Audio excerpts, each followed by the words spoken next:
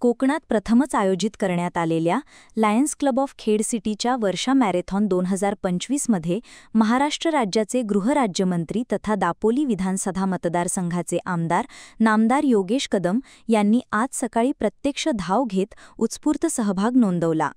Run for health या संदेशासोबत खेडमधील मुकादम landmark येथून सकाळी 7 वाजता सुरू झालेल्या या मॅरेथॉन स्पर्धेला जिल्ह्यातून मोठा प्रतिसाद मिळाला.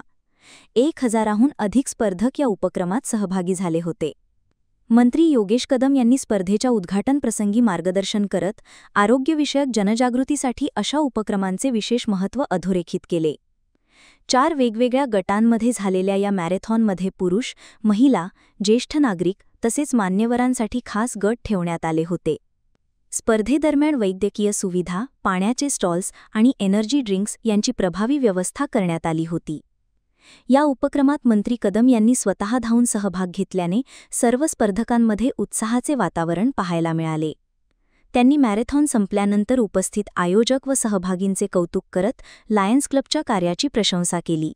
यावेळी लायन्स क्लब ऑफ खेड सिटीचे अध्यक्ष महेंद्र शिरगावकर, माजी अध्यक्ष रोहन विचारे, प्रोजेक्ट चेअरमन हनीफ घनसार, प्रमुख प्रायोजक शमशुद्दीन मुकादम, प्रवीण पवार, अविनाश दळवी, माणिक लोहार व इतर पदाधिकारी तसेच क्लब सदस्य मोठ्या संख्येने उपस्थित होते.